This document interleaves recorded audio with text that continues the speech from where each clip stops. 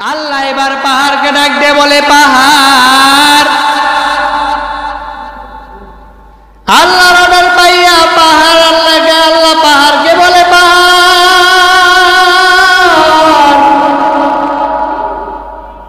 তুমি কাঁপতে থাকো, কম্পন সৃষ্টি হয়ে গেছে।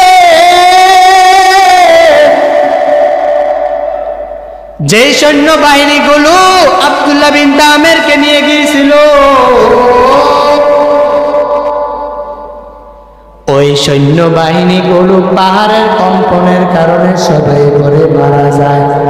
আর আব্দুল্লাহ বিন তামের নিরাপদে বাদশার সামনে এসে হাজির। বাদশার মেজাজটা বড় গরম। এবার বাদশাহ আর একদল সৈন্যবাহিনী পাঠাই দিল, যাও যাও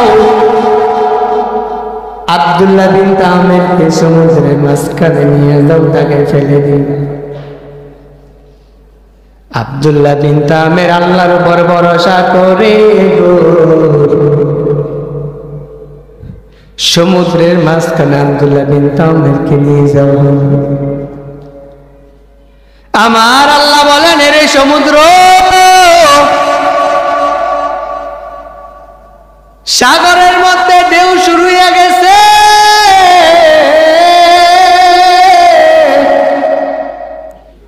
এই মাদ্রাসাগুলো থেকে দিন শেখানো হয়, কোরআন শেখানো হয়।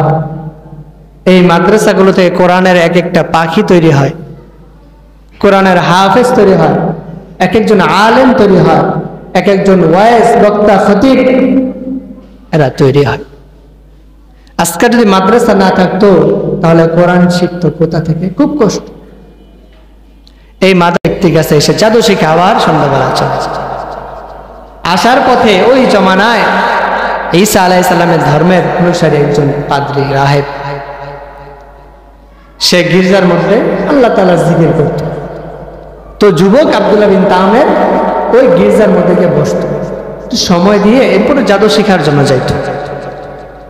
তো একদিন হঠাৎ করে আব্দুল্লাহ বিন তামের যাইতেছে জাদু শিক্ষা করার জন্য, দেখে রাস্তার মধ্যে অনেক মানুষ একত্র হয়ে গেছে। কি ব্যাপার, কি হয়েছে রাস্তার মধ্যে, তোমরা যেতে পারছো না, একত্র হয়েছে কেন? লোকেরা বলে, এইখানে একটি হিংস্র প্রাণী রাস্তাটাকে দখল করে রেখেছে, আমরা ভয় পাচ্ছি, যেতে পারছি না। কেউ কেউ বলেছেন সিংহ, হিংস্র প্রাণী, ভয়ঙ্কর প্রাণী। তো এবার আব্দুল্লাহ বিন তামের বলে, তাই নাকি? আচ্ছা। আব্দুল্লাহ বিন তামের ছোট্ট একটা পাথর অথবা কনকর হাতে নিল, ছোট্ট নিয়া বলে, ঈসা আলাইহিস সালামের ধর্ম যদি সত্য হয় আর ওই বাদশা যে জাদুকারী ব্যক্তি মূর্তি পূজা করত তার ধর্ম যদি মিথ্যা হয়, এই পাথর নিক্ষেপ করার সাথে সাথে এই প্রাণীটা মারা যায়। ঈসা আলাইহিস সালামের ধর্ম যদি সত্য হয় আর ওই জাদুকারী ব্যক্তির যদি ধর্ম যদি মিথ্যা হয়, তাহলে এই ছোট্ট পাথর দিয়া ঢিল ছোড়ার সাথে সাথে এই প্রাণীটা মারা যায়। এবার আব্দুল্লাহ বিন তামের যুবক মানুষ হাতে নিয়ে নিক্ষেপ করছে, সঙ্গে সঙ্গে হিংস্র প্রাণীটা মারা যায়। ছোট্ট একটা পাথর, আমরা কি ছোট্ট একটা পাথর দিয়ে কোনো কিছু ভাঙতে পারবো? সম্ভব না, কোনো প্রাণী তো মরবেই। তো আব্দুল্লাহ বিন তামের ভিতর থেকে ঈমানের জজবা নিয়া এই কথাটা বলে যখন মারছে, তখন স্পষ্ট হয়ে গেছে ঈসা আলাইহিস সালামের ধর্ম কি?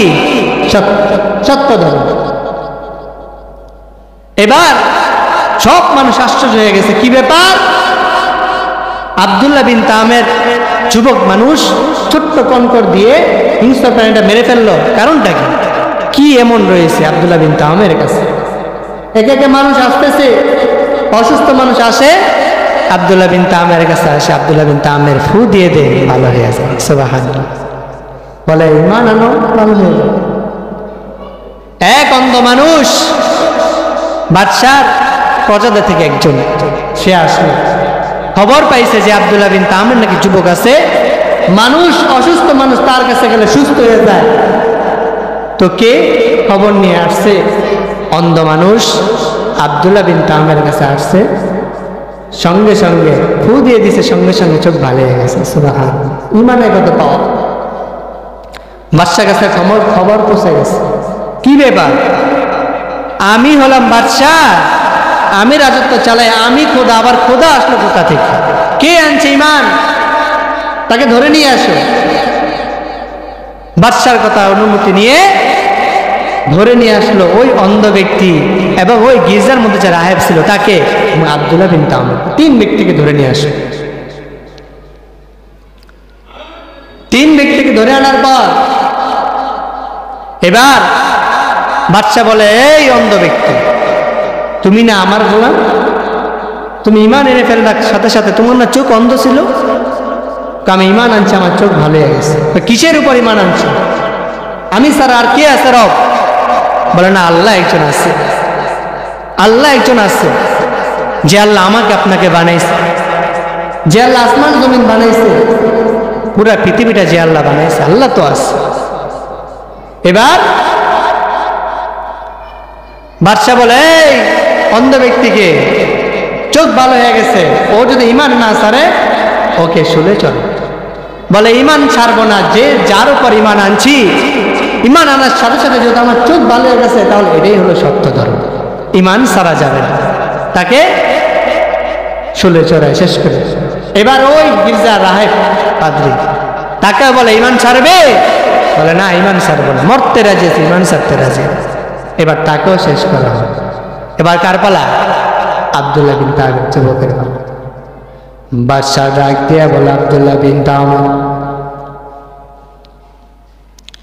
আরে আব্দুল্লাহ বিন তামের, কিসের উপর ইমান আনছো বলো? কার উপর ইমান আনছো? তোমাকে তো আমি জাদু শিখানোর জন্য আমি তোমাকে নির্দিষ্ট করেছি। প্রতিদিন সকালবেলা জাদু শিখার জন্য তুমি আসো, সন্ধ্যাবেলা আবার জাদু শিখে বাড়ির দিকে রওনা হও। আব্দুল্লাহ বিন তামের ডাক দিয়া বলে, ও বাদশা, যার উপর ইমান আনছি ইনি হলেন আমার আল্লাহ। অন্ধ ব্যক্তিকে তো আপনি শুলে চড়াইছেন, ওই গির্জার রাহেবকে তো আপনি শুলে চড়াইছেন। এবার বাদশা বলে, হে আব্দুল্লাহ বিন তামের, এবার তোমাকে আমি ধ্বংস করে দিব। বাদশা একদল লোক পাঠাই দিল, যাও আব্দুল্লাহ বিন তামেরকে নিয়ে পাহাড়ের চূড়ায় যায়। একদল সৈন্যবাহিনী আব্দুল্লাহ বিন তামেরকে নিয়ে পাহাড়ের চূড়ায় উঠল। আব্দুল্লাহ বিন তামের আল্লাহর উপর ভরসা করে আল্লাহর কাছে বলে, ও আল্লাহ, আমি তোমার উপর ঈমান আনছি, আজকে তোমার উপর ঈমান আনার কারণে আজকে বুঝি আমাকে দুনিয়া থেকে বিদায় করে দিবে। আল্লাহ বলে, আব্দুল্লাহ বিন তামের, কোনো টেনশন করবা না, আমি আল্লাহ তোমার জন্য যথেষ্ট। আল্লাহ এবার পাহাড়কে ডাক দিয়ে বলে, পাহাড়। আল্লাহ অর্ডার পাইয়া পাহাড় আল্লাহ পাহাড়কে বলে, পাহাড়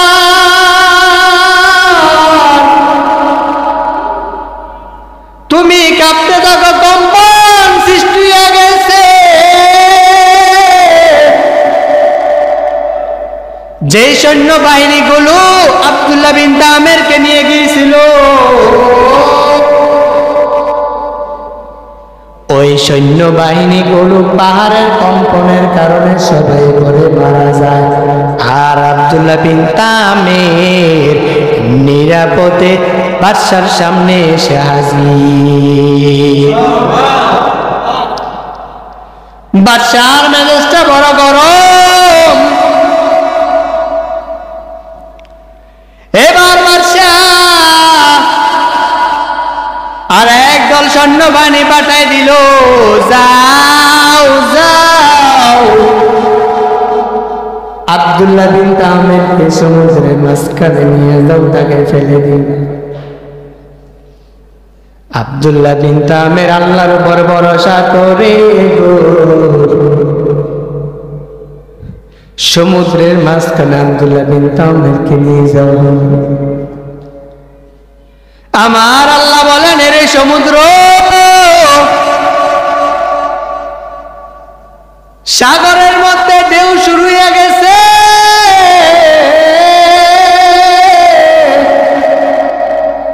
নৌকা ডুবে গেছে, সকল সৈন্যবাহিনী মারা যায়, আর আব্দুল্লাহ বিন তামিরের কিছু হয় না। সরাসরি আব্দুল্লাহ বিন তামির বাদশার সামনে এসে হাজির।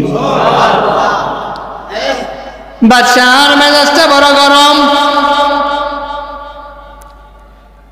এবার আব্দুল্লাহ বিন তামির দেখে অবস্থা বড় খারাপ।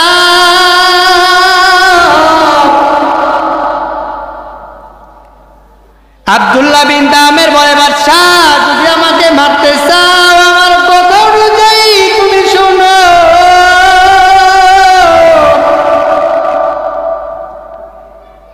বাদশাহ বলে, কি কথা বলো? আব্দুল্লাহ বিন তামির বলে, ও বাদশাহ, সারা দুনিয়ার মানুষের জন্য একটা সমাবেশ কর, সকল মানুষকে একটা ময়দানের মধ্যে হাজির করো, আর দুনিয়ার মধ্যে ঘোষণা করে দাও আব্দুল্লাহ বিন তামির স্বেচ্ছায় মরতে চায়। বাদশাহ ঘোষণা করে দিছে। এবার বাদশাহ সারা এলাকার মধ্যে ঘোষণা করে দিছে আব্দুল্লাহ বিন তামির স্বেচ্ছায় মরতে চায়, দুনিয়া ছেড়ে চলে যাবে। মানুষগুলো সরে গেল। কি ব্যাপার যুবক, কি এমন আমল করলো, কার উপর ঈমান আনলো যে স্বেচ্ছায় মরতে চায়? মানুষগুলো দেখার জন্য হাজির। সব মানুষগুলো একত্র হইয়া গেছে। আব্দুল্লাহ বিন তামির আজকে মারা হবে, সবাই নাকি দুনিয়া আছে, সবাই দেখবে আব্দুল্লাহ বিন তামির স্বেচ্ছায় মরতে চায়। আব্দুল্লাহ বিন তামিরকে সুরে চালানোর ব্যবস্থা করা হলো। বাদশাকে বললো, বাদশা তুমি প্রথম তীরটা নিক্ষেপ করবা, তোমার মূর্তি নামে প্রথম তীরটা তুমি যখন নিক্ষেপ করবা দেখবা আমি আব্দুল্লাহ বিন তামির মরব না। বাদশা যখন নিজাতে প্রথম তীরটা মূর্তির নামে নিক্ষেপ করছে, আব্দুল্লাহ বিন তামিরের কোনো ক্ষতি হয় নাই, মরেও নাই, কিছুই হয় নাই। এবার সবাই দেখতেছে কি ব্যাপার, রবের মূর্তির নামে নিক্ষেপ করছে, কিছু হয় নাই, মরেও নাই, কোনো ক্ষতি হয় নাই। এবার আব্দুল্লাহ বিন তামির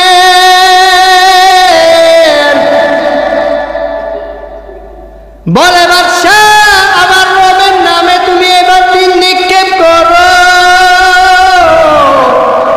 আমার রবের নামে যখন তীর নিক্ষেপ করবা দেখবা আমি আব্দুল্লাহ বিন তামির দুনিয়া ছেড়ে চলে যাব। সব মানুষগুলো তাকে দেখতেছে। বাদশা প্রথম তীর নিক্ষেপ করলো তার মূর্তির রবের নামে। এবার দেখি আব্দুল্লাহ বিন তামির রবের নামে তীর নিক্ষেপ করতেছে, দেখি কি খেলা হবে। বাদশা যখন আব্দুল্লাহ বিন তামির রবের নাম নিয়ে তীরটা নিক্ষেপ করছে,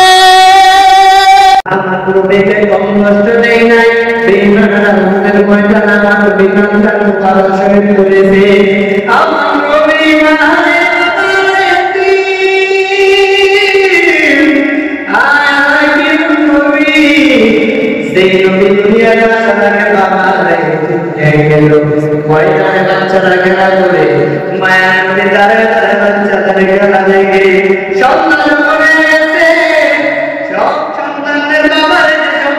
দিয়ে যায়।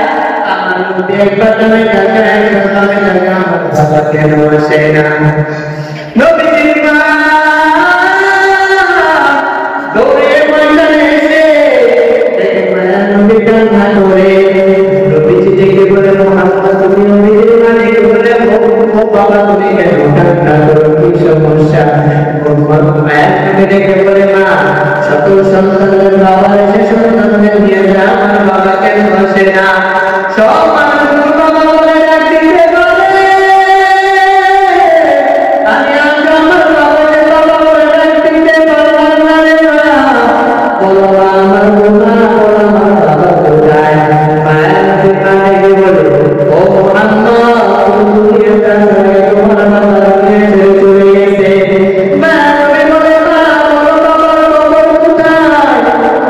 কবরটা থেকে আমি আমার কলিজা শান্ত করতে চাই। নবীজির মা নবীজি জান্নাত মুতালেবের কাছে আসে, এসে বলে আপনার নাতি মুহাম্মদ আপনার সন্তান আব্দুর রাসূল। মায়া নবী তার বাবার বলতে নবীজি তাদের একটা অনুরোধ করে দিয়ে দিলেন, তখন ইমানদারি করে যাও তার বাবার বলতে। মায়া নবী তার বাবার বলতে এবার শাম দেশে রওনা হলো। শাম দেশে যাওয়ার পর মায়া নবীর মা ডেকে বলে মুহাম্মদ ওই যে দূরে একটা গাছ দেখা যায়, ওই গাছে যে তোমার বাবার মায়া নবী উঠে কতটা দূরে দেখে নেমে ওই কবরটা চলে আমার নবী কান্না দেখে আসমানও কান্না করে জমিনও কান্না করে আমার আল্লাহ বলে ও জিবরাইল আমার মতো মুহাম্মদ কান্না করতেছে, আমার মতো মুহাম্মদের কান্না আমি আল্লাহ সহ্য করতে পারি না। কেমন মায়া নবী আমার, আল্লাহ বলে নবী আপনাকে দুনিয়াতে পাঠিয়ে তবে রহমত স্বরূপ পাঠিয়েছি।